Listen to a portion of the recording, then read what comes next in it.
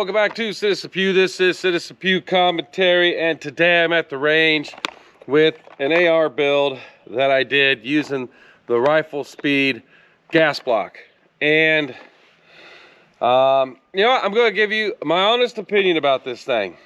As far as the gas block goes, if you're not familiar with it, it is a adjustable gas block, and it's designed to be adjustable on the fly, meaning you could just take your fingers, turn it as you need while you're actively shooting and stuff like that. I mean, in between shots, of course, but you know, there's a group that I've heard of that are using these because they switch between suppressed and unsuppressed and stuff like that, and it does great for that. My FFL, who handles, or I should say one of my FFLs who handles some of Riflespeed's NFA items, let me shoot one of their SBRs in full auto suppress. You know, it's a suppressed SBR in full auto, and that thing was awesome. But honestly, you know, he's been telling me I should do a video on the gas block. I should get one on my next build and stuff like that. And I finally did. I finally said, okay, I'll get one. These things aren't cheap. They're 200 bucks. Talking to other people who build ARs and stuff like that, who have, you know, some pretty nice rifle setups. Some of them make the argument, you know, how often are you going to be switching between suppressed, unsuppressed? How often are you going to need to adjust your gas on the fly? And that's a valid criticism. That's a valid argument. For people who are in a very tactical training situation where they're maybe are, you know, shifted between suppressed and unsuppressed, they would need one of these more than somebody else per se. But let me give you a close-up of this. The way I set it up here, let me get my, there we go. So I make sure I can see there. There it is. So, yep. So mine sits back behind this short rail a little bit. This is a 9-inch rail. And then I could have ordered one with a little bit longer, you know, knob on it. But I went with this because down the line I thought maybe I'll put a longer rail and just do a cutout for it, because that's what some people are doing. So yeah, but anyhow, you know, what's the need for this for the everyday average citizen? I can't say that I would argue that you need this, that you have to have this. You know what I'm saying? If you are a somebody who is doing some tactical training, and you are, you know, training for, you know, all kinds of scenarios, clearing rooms and buildings, and then laying cover fire and stuff like that, where you may be switching between suppressed and unsuppressed, by all means, yeah, you know, you might want to look into something like this. Like I said, there's groups using it, and but for, like I said, for the average everyday person, I don't know if, you know, it's justified for the cost. I mean, it is $200, and you can get less expensive adjustable gas blocks that you have a little Allen wrench, you adjust it to what you need it for that setup, and then you're done, right? So, you know, I tried to think of other scenarios where somebody might use something like this, a gas block like this, other than an extreme, you know, tactical training situation where you're preparing for various combat situations and you're wanting to make your rifle as versatile as possible. So for the average everyday person, there was a couple scenarios I came up with. One, which I did try out, and I have some footage of it here, and I'll tell you what, let me go ahead and show you this footage. This is me trying out 3 different types of ammo. So I had just some standard 5.56 here. Yeah, my camera cut out again. Oh, yeah, I gotta make sure I can see what I'm showing you. I had some standard just 5.56 rounds, some Federal, but I also picked up some of this Federal 223 64 grain soft point, and then I picked up some of this Hornady super performance match grade, which is 223 75 grain. So there was 3 different grain sizes I was using, 2 of them with 223 and 2 of them in a 5.56 scenario, and I only had to adjust between 1, 2, and 3. They would all shoot on setting 3, but I could minimize recoil by down stepping to the setting of 2 and 1 with some of those. So yeah, I didn't need as much gas on some of those to blow back and eject. So here's that footage there. I'll just show you the various rounds and stuff. I'll just clip it all together. Here you go. There it is. There we go. Here we go.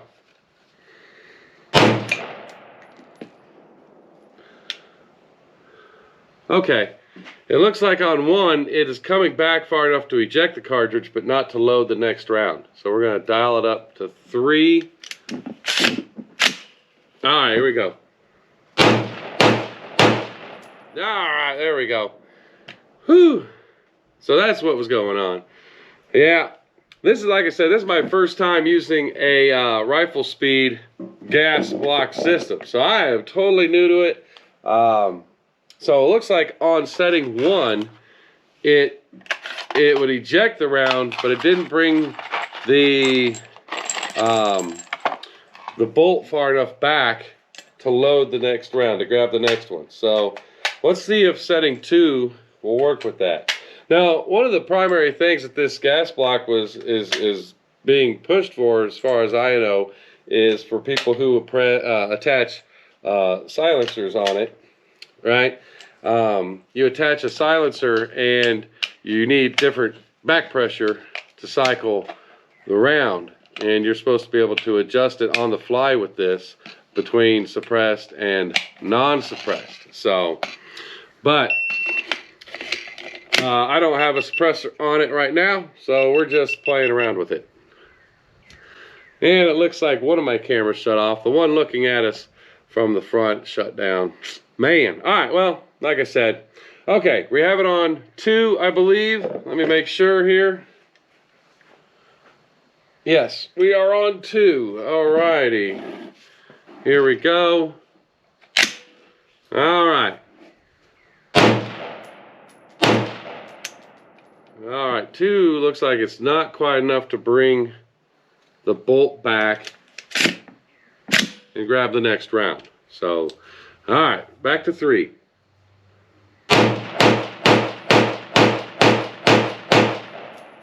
Okay, 3 is the sweet spot with the Frontier ammo. So, all righty. All right, we're gonna load this Federal, and it is 64 grain 223, and we're gonna see how it cycles on the setting of 3.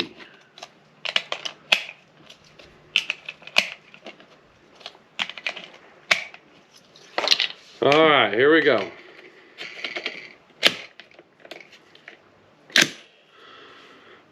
Loaded one in.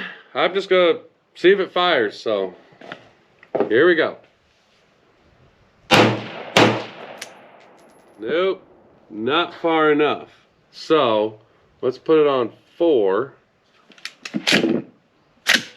See if it'll cycle.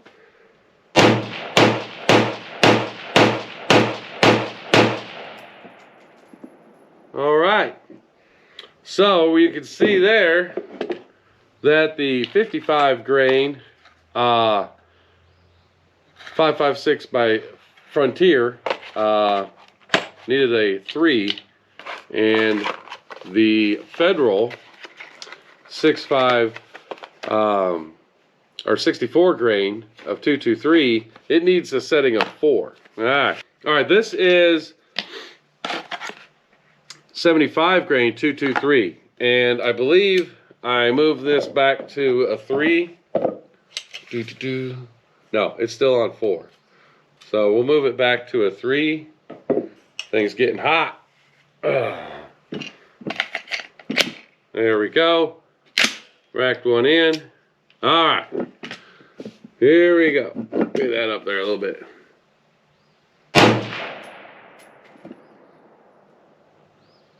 Looks like it threw the round. All right, maybe it could use a 2. There we go. We'll put it on 2. Woo! Man, that thing is hot. You're going to want to be adjusting that on the fly without wearing some gloves or something like that. All right. Oh, looks like I have a failure to load. Nah, crap. All right, that 2 might not work. Oh, man, oh, man. Boop, boop, boop, boop, boop. There we go. Alrighty. Nothing like the joy of setting up a firearm. Here we go. We're still on 2? Yeah, we're still on 2.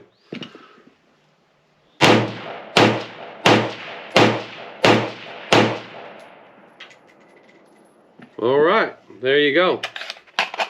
So it looks like 2 was enough. Get this back over here.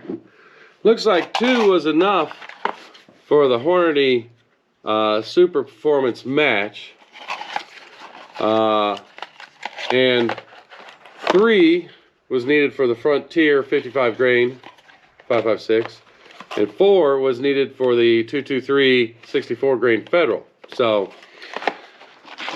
yep, there you go. All right, there you go. So, like I said, that is one of the scenarios where I could see like the average everyday person utilizing this. If you're doing maybe some competitive shooting, or even setting up a hunting rifle where you may use 2 or 3 different grains of bullets, or even different powder loads that you've loaded yourself, this might be good so you can adjust to the round that you're putting through there for hunting.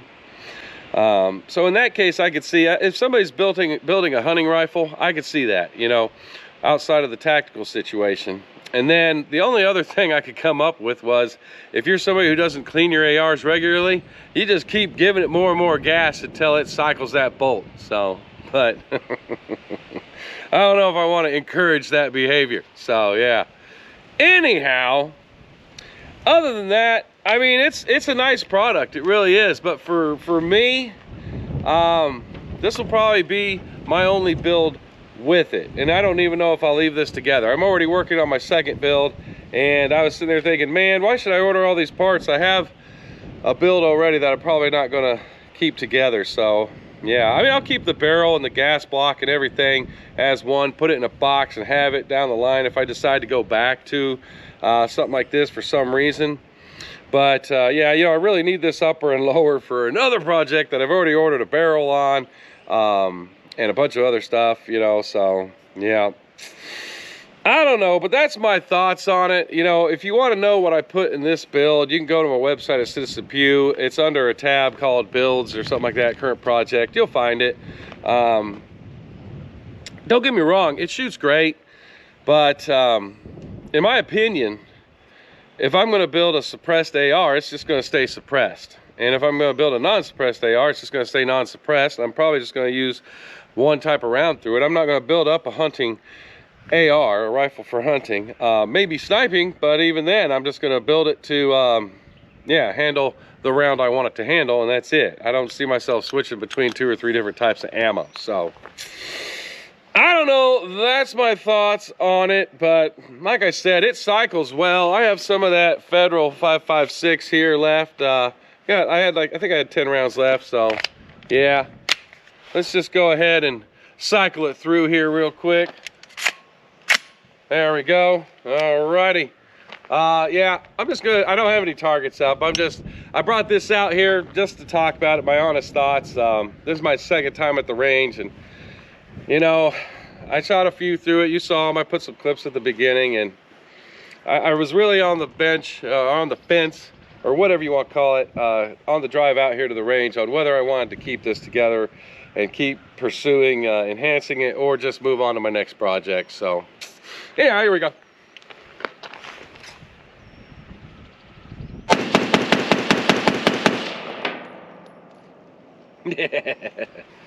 Yeah, all right.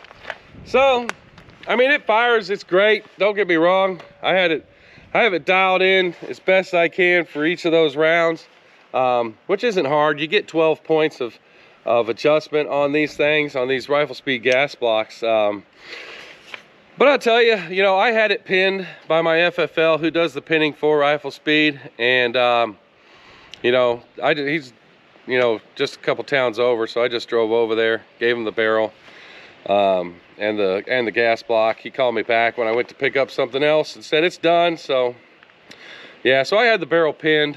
So if I do take this apart and use parts of it for another build, that barrel and the gas block are going to stay together. And like I said, I'll probably put them in a box and maybe do a build down the line using it. I don't know.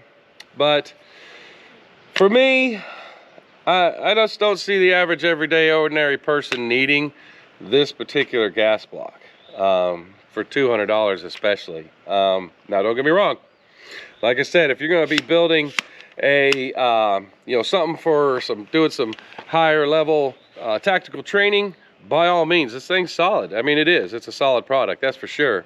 Or if you're building a hunting rifle that you want to be able to dial in for different loads that you've decided to use, yeah, I could see it, you know. Or if you just have money to blow, you know, you're one of those really super wealthy people, and you want to just build up whatever you know, something that some of the tactical groups are using, build you up one. Like I said, it's a good gas block, it's solid, but for the price, you know, the justification comes down to practicality. And I think for the average, ordinary citizen who's, you know, putting together an AR, maybe has an existing AR and looking to enhance it, I don't know, I think an adjustable gas block has its advantages for sure, but, you know, I think most people are just going to dial it in to what they're setting it up for and leave it, and they're not going to change it. So, you know, and then also with the advancement in buffer tubes, you know, there's I'm down the line, I'm going to do a video. I already picked one up, but you know, they're making buffer tubes buffers for your, you know, go inside your buffer tubes that you can adjust, and you can minimize recoil with those too and stuff like that. So I just, like I said, I don't think I could recommend the average person just picking this up. You know, if you're going to build a rifle, you know, for a specialty purpose, you know, definitely, especially one of the scenarios I talked about. But, you know, if you're on a budget and you want an adjustable gas block, just get one that you dial in for that specific use that you're building it for, and in my opinion. So, all right, that's my thoughts. So, yeah, hopefully, you know, I don't want to offend anybody, but I'm not gonna lie, I'm not gonna talk something up, and I'm not gonna tell you something I don't believe. So that's my thoughts on it. So let me know what you think down in the comment section. Yeah, like I said, it's solid, but I'm really leaning towards, you know, breaking this one down and you know, using parts of it in my next build. So I don't know. Yeah, I bought a lot of cool stuff for it. So, and like I said, you can go to my website and you can look and see what I put in this. It's kind of a Frankenstein of a build, but you know, it was fun. You know, it's fun to build them. So yeah, all right. I won't ramble on anymore. Like I said, put your thoughts down in the comment section. You know, leave you know, let me know what you think, and then give the video a thumbs up if you liked it. My tripod is kind of damaged, so hopefully I'm not too low for this. I tried to adjust everything, so, but yeah, let me know your thoughts. Like I said, if you like the video, give it a thumbs up, and if you're not subscribed to the channel, by all means hit that subscribe button, and don't forget, you can go to the website I talked to you about, citizenpew.com. And then also, I started a second channel, and I'm going to revamp an old channel I used to have here soon, but I got a second channel. I've been doing a lot of home improvement, built me a shop, got me a project car. So yeah, I just started another channel. It's called Citizen Pew Garage. You can check it out if you want. So yeah, it's going to be more just home improvement, do it yourself, fix up a car kind of thing. So yeah, if that's your thing. All right, that's all I have for you. Appreciate you watching. Y'all have a good day.